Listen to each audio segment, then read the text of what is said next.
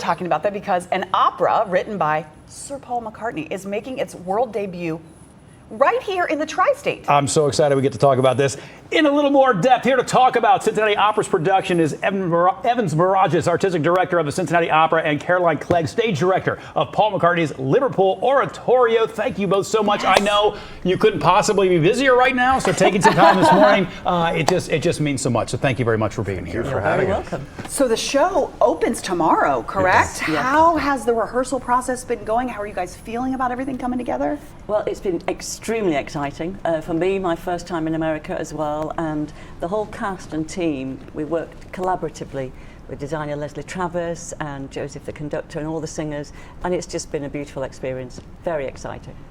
Evans, for you to have this opportunity, really, because I think it does so many different things for the Cincinnati Opera. I think you'll get so many people in the door who perhaps aren't regular opera goers, if you will. Do you see a unique opportunity in that with this show? Absolutely, because this is a follow-on from something we did when Music Hall reopened after the renovation. We did Another Brick in the Wall, which is based on the Pink Floyd album, yes, The Wall, and nearly sold out 5 performances. To give you some perspective, we only do 4 performances of the most popular opera of them all, Aida. So to do 5 shows of something shows the audience potential and, of course, the ticket demand. Yeah. So when we were thinking about, well, how do we follow Another Brick in the Wall, Chris Milligan, our chief executive, has been a fan of Liverpool Oratorio since the CD came out in the early 1990s. And he gave me the piece and he said, take a look at this. I bought a score, listened to the recording, and I thought, this is an opera.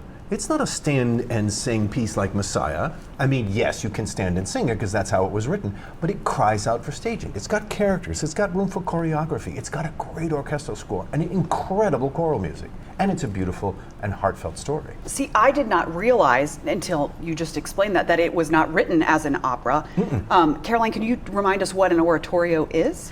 An oratorio is written a little bit like Handel's Messiah or something like that, to be sung in a cathedral or a church where with a choir and soloists where you stand and sing it. You know, beautiful music, but very different to something on stage with characters and movement and scenery. When you're bringing to life something inspired by the life of an actual person, I'm always fascinated by how you do that. How concerned are you with the realness of that, and how much is it just you're sort of living in the moment that the music demands? I think there's both. Obviously, it's based on Paul McCartney's memories of a childhood in Liverpool in 1942. Now, I'm from the Northwest, but Liverpool's my favourite city, even though I live in Manchester, so shh. I won't tell anybody. Yeah. But the accent is great as well, you know, you can just slip into that Merseyside sound. But it's getting the grit and humour of Liverpool, and really this is a love letter to Liverpool. It's his memories of a childhood and then growing up, and the changes that you go through as a teenager, and then as you mature, you get married, you have a child of your own. So it's a people's story. Oh, I love that. It's an every person's story. Has Sir Paul McCartney been involved in this process at all, or did he sort of turn it over to you and say, do what you will with it? He gave us his blessing after we sent him some preliminary drawings of what the production could look like. What we learned in contacting his publisher is that since the 1990s, opera companies have come to them from time to time to say, hey, this should be staged. And no one ever brought it to fruition. Oh, so wow. I like to say that my email hadn't cleared the inbox of the publisher before she wrote back to say he's interested. Wow. And once he saw Leslie Travis' first designs for the show, he wrote us a beautiful letter and a tip. For those of you who come to Music Hall to see the production, there is a recorded audio greeting that we will play from Paul specifically for the show. Oh, that's Yeah, lovely. he can't be here for opening night. Who knows? He may decide to come on the spur of the moment after he reads all the incredible reviews. Right. Caroline, for you, first time in America, so obviously first time in Cincinnati as well. What do you think of our city since you've been in town, and how does it compare to your favorite city, that is Liverpool? It's very similar in its warmth and humour, and you know, walking from my apartment to work, you know, people saying good morning and engaging, and you kind of forget that warmth is in Liverpool and it's in Cincinnati. It's along the Ohio River. The set, when you come, is set along the River Mersey. So we have that idea of community. And that's what I feel in Cincinnati. I mean, I've been to America before, but this is my professional debut as a director in America. But it's the perfect city to bring this show to life. A group of us went to Liverpool last summer Okay. to do some survey work. Well, we drank some good Liverpool beer, and we happened to actually be there in, of all weeks, Beatles Week, which is always at the end of August. That works so here out we were nice. surrounded by 50,000 Beatles fans as we walked in the steps that Paul McCartney walked as a kid. We saw earlier today, our evening anchor Kyle Inskeep did a piece on this and did a little more in depth with some of the folks that are participating in this and acting and singing in this. And he talked a little bit about the music and what people will hear. Can you describe some of what people will hear? Because I think when you hear opera, I don't know if everybody knows what to expect when you mesh Paul McCartney and opera. It's a beautiful combination of all the things you loved about the Lennon-McCartney collaboration and full grand opera. McCartney said when he was invited to write this piece, "That's great, I'd love to do it, but I don't write music."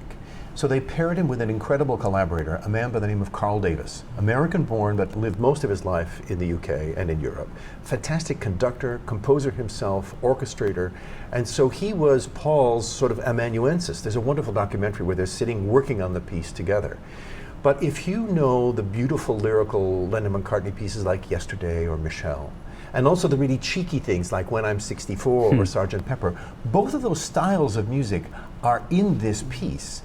One beautiful hummable tune after another, but knit together with real dramatic insight. It's a great combination. Hearing one of the performers in Kyle's story sort of talk about that, and you're in the midst of one of them, and you hear just a hint of Sgt. Pepper, or you hear a little hint. How exciting is it for you as a director to play into those little hints, sort of when they happen? Oh, it's beautiful, but and also bringing the characters to life, because I've given every member of the chorus a backstory of a character, of a person in Liverpool, so that there is this community on stage.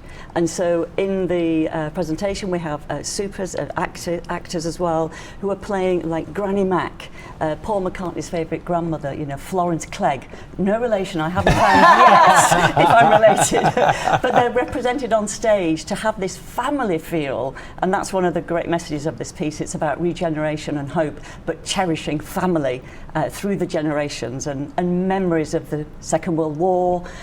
So all those little nuances through characters are in there, inspired by Paul's music.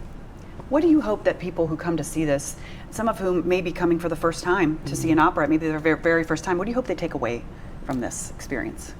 The message of the piece, which is we may come from different backgrounds, we may come from different eras, because this piece spans 1942 to the 1980s. Music unites us, and family has become a more general idea of the people you surround yourself with, those you love. And so it is a story, a typical story of boy meets girl, boy nearly loses girl, boy comes to his senses, and they all live happily ever after. Boy, that's a story that sounds familiar, doesn't it? Holy moly.